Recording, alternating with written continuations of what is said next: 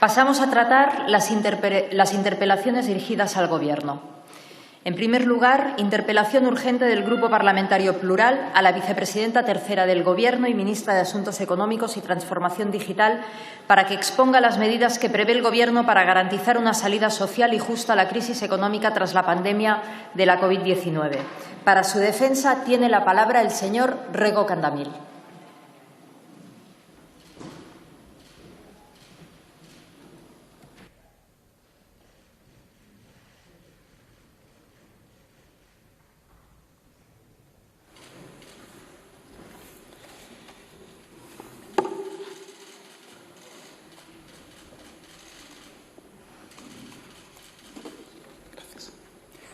Gracias, señora presidenta.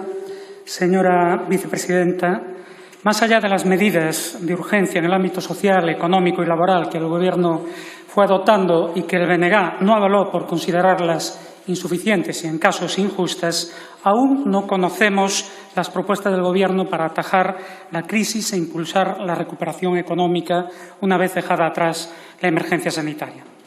Es verdad que se acaba de crear una comisión parlamentaria en que podrán participar todos los grupos con el objetivo declarado de consensuar un plan de reconstrucción social y económica.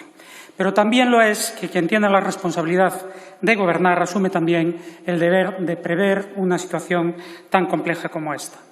Confieso que el BNG no tiene gran confianza en el resultado positivo de esa comisión, y no solo porque estemos convencidos de que la solución a los problemas sociales y económicos de Galicia no van a venir de Madrid, sino de nuestra propia capacidad como pueblo para decidir y enfrentar nuestro futuro. También porque no sabemos qué exactamente pretenden pactar en ella con esa derecha que gestionó la crisis anterior aplicando las consabidas recetas neoliberales de recortes y privatizaciones. Porque si de lo que se trata es de hacer políticas verdaderamente transformadoras, el Gobierno ya contaría con los apoyos suficientes para sacarlas adelante entre las fuerzas que apoyaron la investidura. Por lo tanto, ¿pactar qué? Si el empeño es acordar con el Partido Popular, será porque se comparte o se está dispuesto a hacer lo que el Partido Popular pueda asumir en materia social y económica, y ya sabemos lo que es. Por eso, queremos conocer cuáles van a ser las propuestas del Gobierno. En todas nuestras intervenciones venimos insistiendo en que la crisis social y económica desatada por esta emergencia sanitaria no pueden pagarla otra vez los mismos, los trabajadores y trabajadoras y los pueblos. Y no es retórica, es pura y simple prevención contra las recetas neoliberales que ya hemos padecido. Porque está claro que hay dos alternativas para obtener y movilizar los recursos económicos y financieros necesarios para salir de esta crisis. O quitárselo a los que menos tienen por la vía de recortes, reducción de salarios y prestaciones sociales, privatización de servicios públicos, socialización de pérdidas de grandes empresas, en fin, un camino que ya hemos experimentado, o que las pongan los que más tienen. Con claridad, el BNG apuesta por esta última.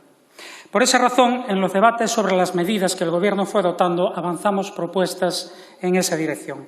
Entre otras, recuperar la totalidad del dinero del Fondo de Rescate Bancario. Solo en recapitalización de los bancos, más de 60.000 millones de euros que no fueron devueltos.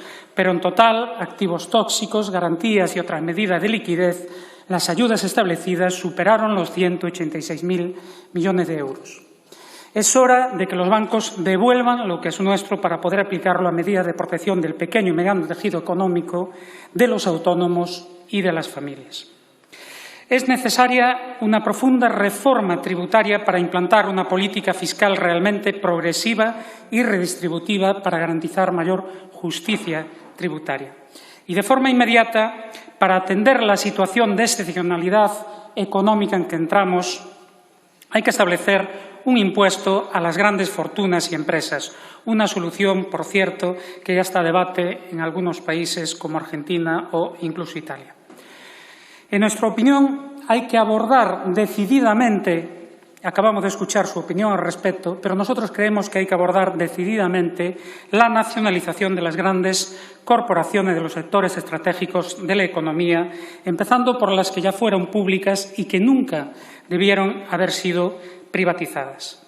Y quede claro que no estamos hablando de nacionalizaciones temporales, eufemismo con el que se envuelve y se adorna la vieja receta neoliberal de privatizar las ganancias, pero socializar las pérdidas. No estamos dispuestos a que se rescaten empresas con cargo a los salarios de los trabajadores y trabajadoras o de las pensiones.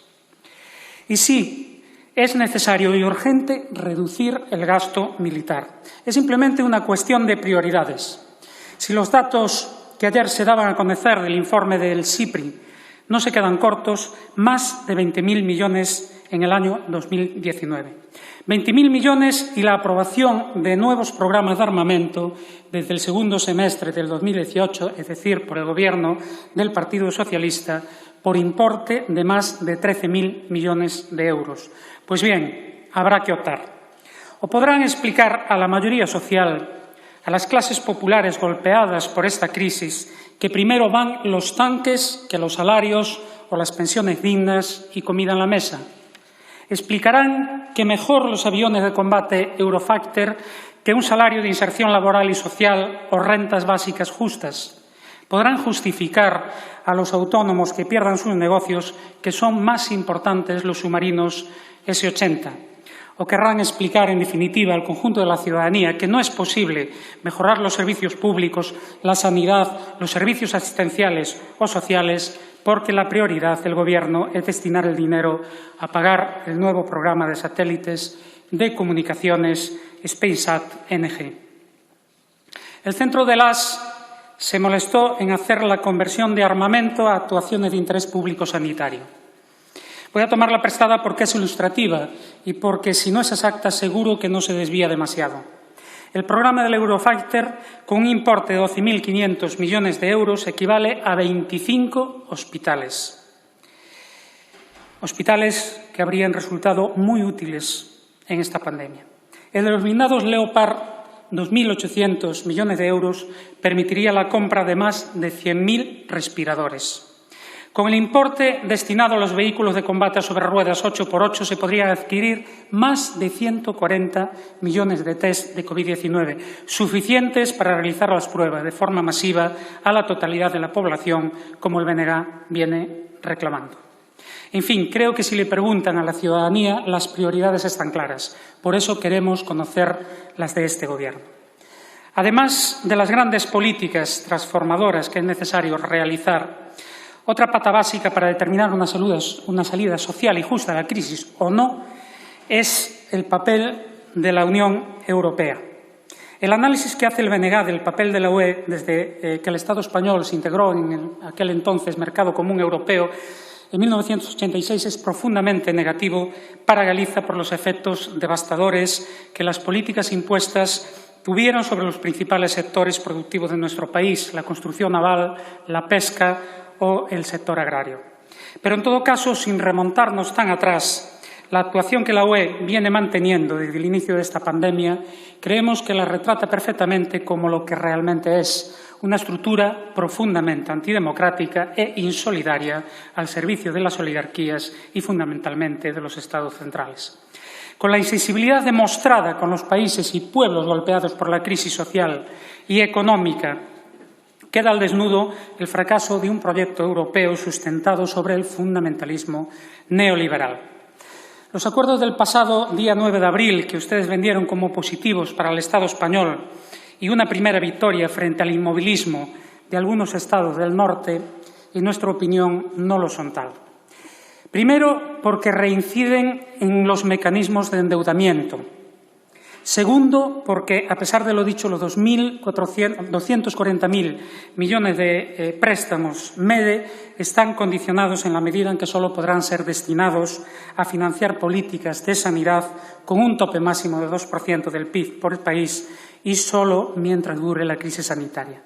Y tercero, porque la menor parte del total irá destinada a apoyar las políticas de protección al empleo y de los salarios. Por contra, serán las transnacionales y la banca las más beneficiadas porque gestionarán la mayor parte de las ayudas, lo que sin duda también condicionará su destino y serán, de forma directa o indirecta, las principales destinatarias de las mismas. Pero sobre todo porque, aceptando ese acuerdo, el Gobierno español renunció a defender los coronabonos y la mutualización de la deuda, plegándose a los intereses que dominan las políticas europeas. El BNG entiende que la única vía razonable y socialmente responsable son las ayudas directas a los estados más afectados por la pandemia. Pero, sinceramente, dudamos que eso sea posible porque el problema no es la posición de este o aquel Estado, sino el problema está en la Unión Europea misma. Por eso defendemos una ruptura con este modelo, con esta UE insolidaria y antisocial para poder construir una Europa verdaderamente social, democrática y de los pueblos. Y la tercera pata, para nosotros fundamental, radica en la capacidad que tenga Galicia de determinar sus propias políticas económicas. Nuestro país resultó especialmente perjudicado en la última crisis en un proceso que acentuó las dificultades estructurales de nuestra economía derivadas de la dependencia política y que resultó en una especie de crisis crónica que se expresa especialmente como profunda crisis demográfica, emigración, minoración de la capacidad de nuestro sector primario y también una crisis en el sector industrial muy seria en los últimos años y meses y que sin duda se verá empeorada aún más por el impacto económico de esta emergencia sanitaria. Desgraciadamente tenemos experiencia histórica de sobra para saber que Galicia no puede esperar que los gobiernos de Madrid resuelvan sus problemas porque además la mayor parte tiene causa en la inserción colonial y dependiente de nuestro país en el Estado español. Un gran poeta galego, Celso Emilio Ferreiro, dejó escrito unos versos esclarecedores. Nunca virá de fora remedio ou esperanza. Esclarecedores y certeros porque esa es nuestra experiencia. De fuera vino, en las últimas décadas, reconversión industrial, especialmente en el sector naval, reconversión en el campo y en la pesca, entendiendo que donde Madrid dice reconversión, léxico nada inocente, nosotros leemos destrucción y limitación de nuestra capacidad productiva, impugnación de nuestras potencialidades y deterioro de nuestro bienestar. Por eso, sinceramente, no tenemos confianza en que el Gobierno resuelva nuestros problemas. Nos estamos preocupando fundamentalmente de que no los agrave por la vía de políticas antisociales. Pero sí tenemos confianza en nuestro pueblo y por eso sabemos que el camino es que Galicia tenga plena capacidad para decidir sobre sus asuntos de forma soberana. Necesitamos soberanía política para poder desarrollar las inmensas potencialidades económicas de nuestro país, para poder avanzar en derechos y en bienestar. Finalizo. Es justamente por eso que defendemos, también para garantizar justicia social y desarrollo económico, que es necesario que se produzcan transformaciones en la estructura política del Estado y que se reconozcan los derechos de las naciones para que puedan recorrer su propio camino. Emplazamos, por todo ello, al Gobierno a que abandone las soluciones fracasadas del pasado para caminar por la senda social y democrática que dé prioridad a los intereses del pueblo y de los pueblos. Obrigado. Muchas gracias, señor Rego.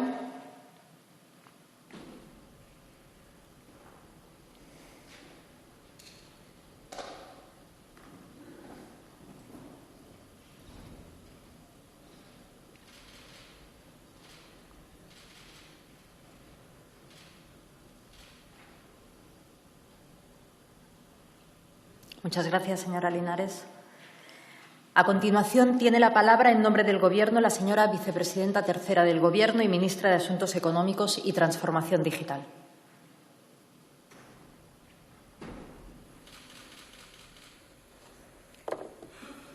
Muchas gracias, presidenta. Buenos días, señoría. Como he venido explicando cada vez que tengo ocasión desde este podio o en cualquier intervención pública, la prioridad fundamental de este Gobierno es afrontar la actual crisis sanitaria de forma que nadie se quede atrás. Creo que hay distintas formas de salir de una crisis, como usted ha señalado, y la nuestra está clara, actuando en el plano sanitario, en el plano económico y en el plano social, con paquetes de medidas ambiciosos, claros, que han sido convalidados, por cierto, en su mayoría o hasta el momento por esta Cámara, para tener una salida social justa a esta crisis. Este es nuestro objetivo. Este, creo yo, tiene que ser el que nos siga guiando en las próximas semanas y meses. Evidentemente, esta ha sido nuestra prioridad cuando hemos reforzado el sector público y en el ámbito sanitario, en el ámbito científico, para tratar de reforzar nuestra capacidad de desarrollar una cura y una vacuna contra el virus. Evidentemente, este ha sido nuestro objetivo con las medidas de apoyo al tejido productivo y el empleo. Ahora me referiré a ellas y, sobre todo, las medidas de tipo social que se han ido adoptando semana tras semana para acompañar el proceso de escalada en las medidas de contención para luchar contra la expansión del virus. Empezamos desde la primera semana con la transferencia de 25 millones de euros a las comunidades autónomas para ayudas comedor, en cuanto que se cerraron los colegios en alguna de las comunidades autónomas. También transferimos 300 millones a las comunidades autónomas para incrementar el plan de servicios sociales y habilitamos a los ayuntamientos para gastar otros 300 millones de euros de su superávit en este mismo plano de atención a los más vulnerables, a los dependientes, a los ancianos. Muy poco tiempo después, suspendimos los desahucios para familias vulnerables sin alternativa habitacional en su vivienda habitual. Hemos aprobado moratorias de pago en las cuotas hipotecarias. Hemos decretado moratorias en el pago de los alquileres y hemos puesto en marcha una línea de avales del Instituto de Crédito Oficial de 1.200 millones de euros para ayudar a las personas en situación de vulnerabilidad a hacer frente al pago de alquiler de su vivienda, para que este problema no se convirtiese en un problema también más grande del conjunto de la sociedad. Hemos prohibido el corte de la electricidad, el gas, el agua y los servicios de telecomunicaciones por motivos diferentes de los de seguridad del suministro mientras dure el estado de alarma. Se ha limitado la revisión del precio de la bombona de butano, que solo se puede revisar si es a la baja para beneficiar al consumidor. Hemos prorrogado el bono social eléctrico. Lo hemos hecho no solo hablando de las familias, sino también de los autónomos, un colectivo que también puede suspender el pago de las facturas de electricidad y gas. Para garantizar la igualdad de oportunidades educativas mientras dure el confinamiento y el cierre de los colegios, hemos puesto en marcha actividades de refuerzo voluntarias durante el verano. Para los alumnos con más dificultades hemos distribuido 25.000 tarjetas SIM de acceso a Internet entre estudiantes de familias vulnerables. Por cierto, que este es un tema que no se suele mencionar y me parece de los más graves, de los más importantes para nuestro presente y para nuestro futuro. Apoyar a los niños para que puedan tener acceso a la educación en esta situación tan excepcional. También hemos protegido a los consumidores en el ámbito de la resolución de los contratos de compraventa de bienes o prestación de servicios. Se han suspendido las obligaciones derivadas de los créditos al consumo, los no hipotecarios. Estas son algunas de las muchas medidas de apoyo a las familias. Además, hemos adoptado medidas de apoyo y protección del tejido productivo y de los trabajadores, porque el planteamiento tiene que ser, en primer lugar, de proteger las rentas. Vamos a proteger lo que tenemos, tratar de preservar una base sólida para la recuperación económica y que no llegue la gente a encontrarse en esa situación de vulnerabilidad. Las líneas de avales del ICO están dirigidas de manera prioritaria a pymes y autónomos, que conforman el grueso de nuestro tejido productivo. De hecho, hasta ayer se habían registrado más de 231.000 operaciones de financiación. El 98,5% corresponden a pymes y autónomos, por un monto total de más de 22.000 millones de euros avalados para tratar de proteger, como usted decía, la actividad y el empleo. En 20 días de aplicación, solamente la línea de avales del ICO ha permitido que se conceda más financiación al tejido productivo que la registrada por el conjunto del sector financiero en todo el mes de febrero, ¿no? Lo cual pone de relieve el importante papel que estos avales públicos y nuestra ágil respuesta está teniendo en el mantenimiento del tejido productivo. Se han acordado moratorias en el pago de impuestos, se ha creado una prestación extraordinaria por cese de actividad. En el ámbito del empleo se ha apoyado de forma amplia con recursos públicos un mecanismo de expedientes de regulación temporal de empleo para que los trabajadores no pasen a situación de desempleo, para preservar de nuevo nuestra capacidad productiva y el bienestar y las rentas de las familias. Estamos trabajando con los agentes sociales. Esta tarde tendré una reunión para ver cómo se hace la transición desde este sistema de ERTEs de fuerza mayor hacia la nueva realidad que tendremos en el proceso de desescalada.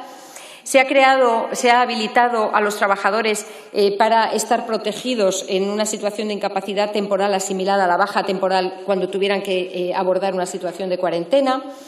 Y aparte de este tipo de medidas de protección para el colectivo de trabajadores en su conjunto, hay colectivos concretos como, por ejemplo, las trabajadoras del hogar, los trabajadores con contrato temporal que no hubieran llegado al mínimo necesario para tener derecho a una prestación, incluso aquellas personas que hubiesen dejado voluntariamente su empleo y hayan sido despedidos o no se les haya concretado un contrato por estar en periodo de prueba.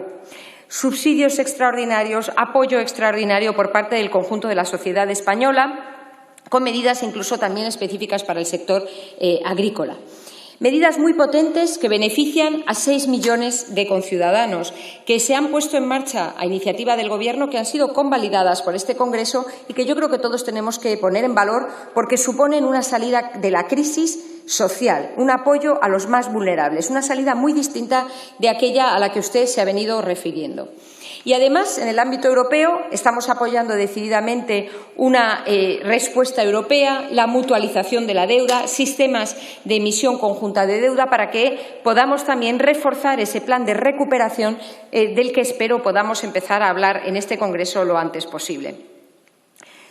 En este sentido, me sorprende su descripción o su percepción de que se ha abandonado las respuestas ambiciosas, porque la verdad es que España es de los países que está luchando más por tener una respuesta europea ambiciosa en un terreno novedoso, abogando por un uso máximo de los instrumentos de los que disponemos y la creación de los nuevos instrumentos de los que necesitamos en el conjunto de la Unión Europea para poder recuperar la actividad económica cuanto antes.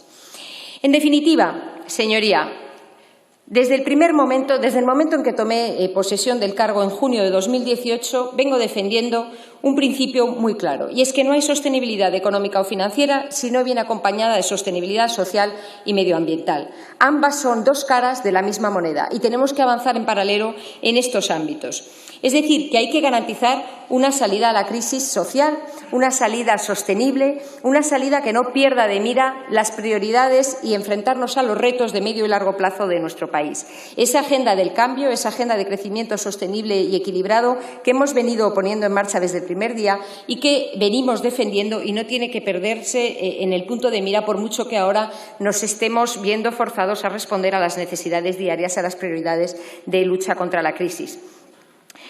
Yo creo que no hay una gran discrepancia entre lo que usted defiende y lo que el Gobierno ha venido poniendo sobre la mesa y por eso no veo por qué no podría usted apoyar decididamente los distintos paquetes de medidas que hemos venido proponiendo, que tienen un marcado carácter social, todos y cada uno de ellos orientándose a proteger a los más vulnerables, a los trabajadores y proteger el tejido productivo como base para esa recuperación económica que nos permita retomar lo antes posible la senda del crecimiento y el bienestar para el conjunto de nuestra población. Sí veo un elemento en el que no estamos de acuerdo, usted y yo, en el que no estamos de acuerdo, el planteamiento que usted ha hecho desde este estrado y el planteamiento que hacemos desde el Gobierno. Y es el del pensar que Galicia o cualquier otra comunidad autónoma puede salir de la crisis actuando por su cuenta. Creo que si algo nos ha dejado claro esta crisis es precisamente la necesidad de reforzar lo que nos une. Reforzar lo público, reforzar el sistema de salud público, reforzar nuestro sistema educativo, reforzar todo lo que nos une. Si algo ha dejado claro esta crisis es que cuando nos enfrentamos a retos globales tenemos que actuar juntos, porque si no, cada uno por su cuenta no va a poder salir de la mejor forma posible. Así que en este ámbito yo sí creo que hay una discrepancia y además estoy muy convencida de lo que digo. Yo creo que tenemos que salir de esta situación lo más fuertes posibles y para eso tenemos que salir juntos. Muchas gracias, señoría. Muchas gracias, vicepresidenta tercera del Gobierno.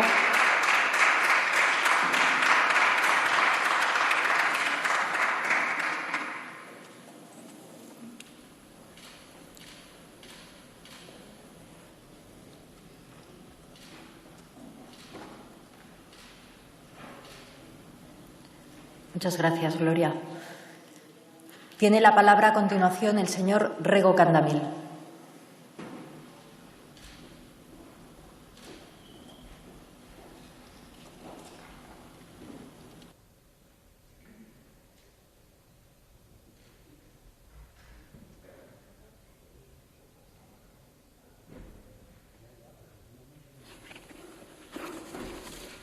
Gracias, señora presidenta. Señora vicepresidenta, una cosa es la retórica y otra los hechos. Y la salida social y justa a la crisis la determinan los hechos. Ha relatado una serie de medidas que ya conocíamos y que hemos considerado en su día insuficientes, cuando no injustas. Porque injusto nos parece haber optado por los ERTEs en vez de optar por prohibir de verdad los despidos. Por cierto, conocido el plan de desconfinamiento progresivo del Gobierno, aumenta la preocupación en la sociedad y en los sectores económicos más débiles. En ese escenario es probable que mucho pequeño comercio y restauración no pueda o no esté en condiciones de reabrir. ¿Qué va a pasar con los autónomos afectados y qué va a pasar con los trabajadores por cuenta ajena? ¿Qué va a suceder con los ERTEs una vez oficialmente no pueda ser aplicada la causa de fuerza mayor, pero en la realidad la actividad económica no se recupere? Hoy la principal preocupación de las personas afectadas por el cese de actividad y por ERTEs es que la mayoría aún no ha cobrado y no sabe cuándo lo hará. Pero crece la preocupación por el futuro inmediato, por lo que entendemos que el Gobierno debe avanzar ya con medidas que den tranquilidad y certeza a las personas afectadas y al conjunto de la sociedad. Y para eso son precisos recursos que, insisto, deben salir de recortar en lo superfluo, como el gasto militar o la Casa Real, de que pague más quien más tiene y no de deteriorar el nivel adquisitivo y el bienestar de las clases populares.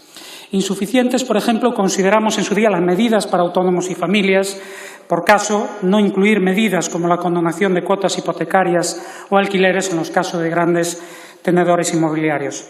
Usted habla de salida social y justa a la crisis y de que nadie queda atrás. Suena muy bien. ¿Está en condiciones de afirmar que los fondos europeos que puedan venir no sean condicionados o que no profundicen en el endeudamiento del Estado español? El problema, señora vicepresidenta, es que a veces, escuchando discursos, da la sensación de que una cosa es la economía y otra las personas. El problema es que cuando olvidamos que la política económica debe resolver la vida de la gente, de las mayorías sociales, es decir, de los trabajadores y de las clases populares, acaba favoreciendo a unos pocos a costa de la inmensa mayoría. Y nosotros no queremos que eso vuelva a suceder. Es hora de salvar a las personas, los intereses populares y no las cuentas de resultados. Por eso alertaba sobre las falsas nacionalizaciones de la intervención pública, que consiste en inyectar dinero y sin que eso implique ningún control público. Por ejemplo, conocimos ayer la preocupación del Gobierno, que está preparando ayudas para Iberia para evitar la asfixia económica de esta aerolínea. ¿En qué condiciones, a cambio de qué van a ser esas ayudas? ¿Controlará el Estado la aerolínea o simplemente se dedicarán recursos públicos esenciales para impulsar la protección social y la economía productiva a resolver problemas de una empresa privada? Esta experiencia ya la conocemos. Le voy a recordar un ejemplo muy conocido en Galicia.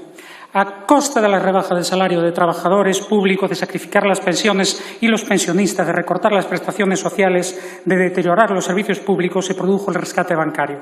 En el caso de Nova Galiza Banco, procedente de la fusión y bancarización de Caixa Galiza y Caixa Nova, se inyectaron 9.000 millones de euros. Una vez saneada la entidad, fue vendida a un empresario venezolano, y esta vez Venezuela no preocupó al Partido Popular, todo lo contrario, por 1.000 millones de euros. El primer año, Abanca declaró unos beneficios de más de 1.000 millones de euros. Es decir, el empresario venezolano tardó menos de un año en recuperar lo invertido y nosotros dejamos por el camino 8.000 millones de euros de recursos públicos que, sin duda, tenían otros destinos sociales prioritarios. Pongo el ejemplo de Abanca precisamente porque si algo necesita Galicia para apoyar la economía productiva, para el desarrollo de las potencialidades económicas de nuestro país, es una banca pública, y esa ha sido una oportunidad perdida. Como necesita colocar bajo control público un sector estratégico en que es potencia, como la producción de energía eléctrica. Y también necesita modificar el sistema de financiación autonómica, gravemente lesivo para los intereses de Galicia, para implantar un modelo de concierto que dé a nuestro país la capacidad de recaudar los impuestos y también de decidir a qué destinarlos, precisamente porque sabemos que la prioridad deben ser las políticas sociales, la economía productiva y el reforzamiento de los servicios públicos. Y por eso insisto, y sé que no estamos de acuerdo, en que para salir de esta crisis también son necesarios cambios políticos que pasan por reconocer los derechos de las naciones y su ejercicio. Galicia necesita poder decidir y poder para decidir en función de sus intereses y para el bienestar de las clases populares gallegas. Muchas gracias. Gracias, señor Rego.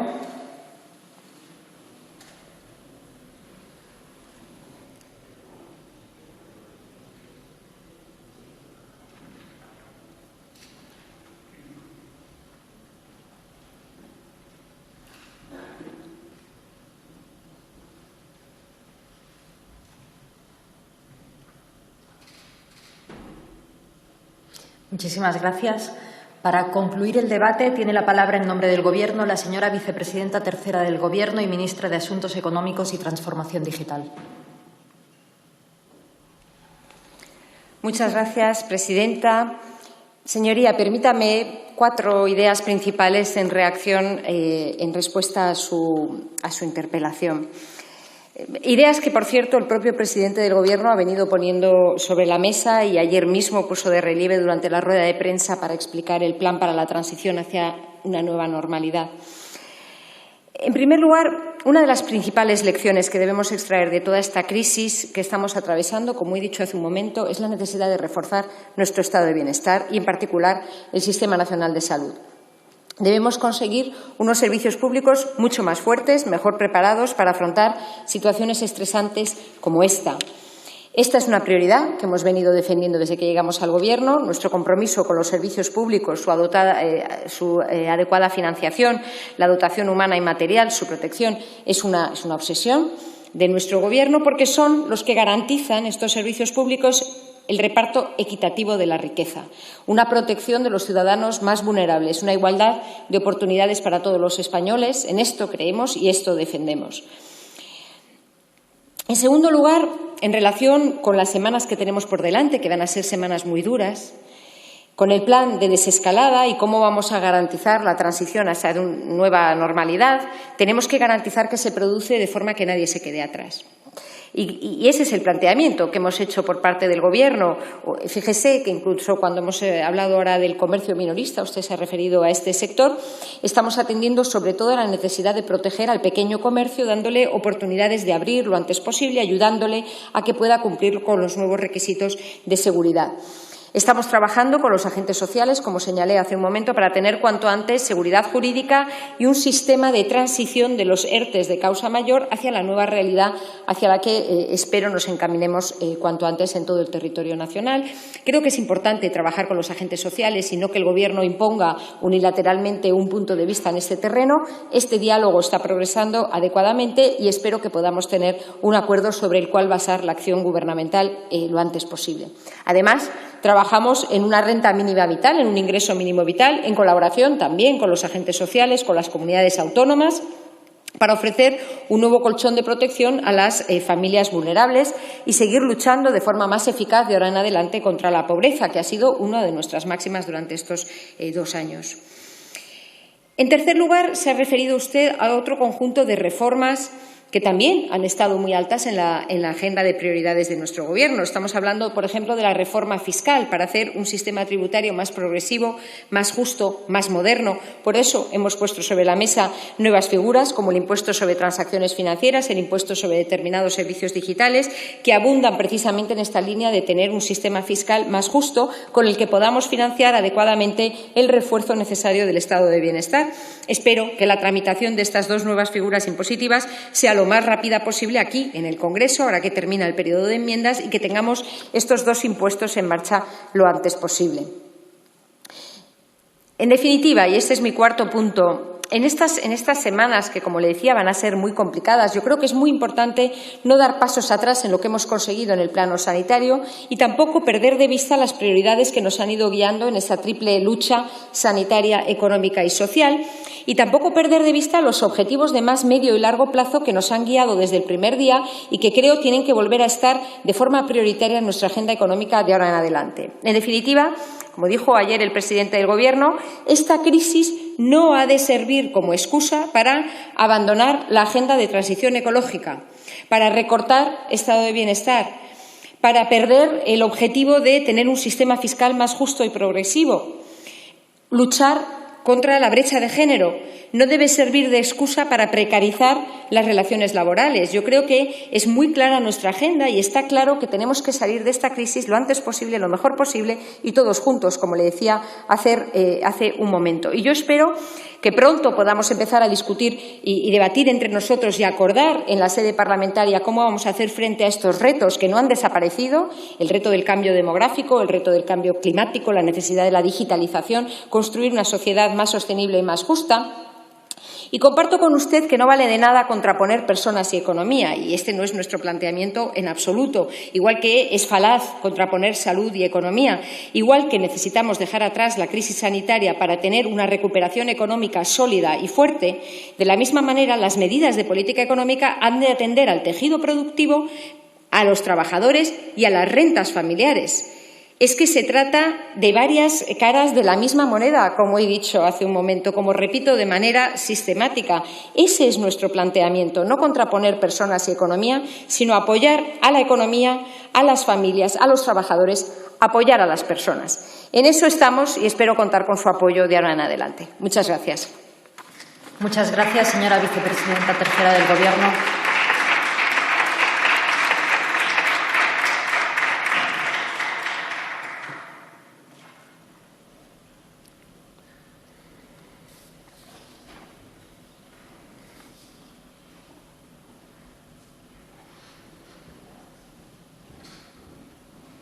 Muchas gracias, señora Linares. Interpelación urgente del Grupo Parlamentario Vox para que el Gobierno explique qué medidas ha adoptado y va a adoptar para proteger a la población de